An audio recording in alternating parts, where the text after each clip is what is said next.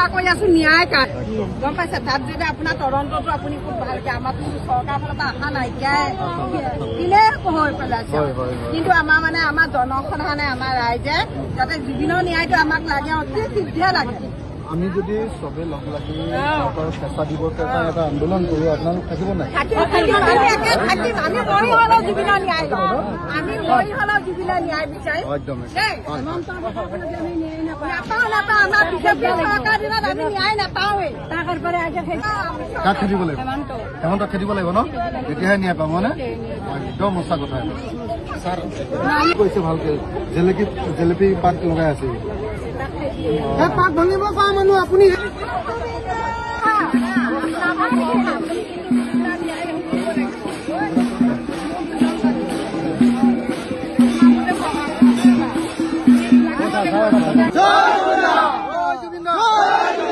জয় Zubeen দা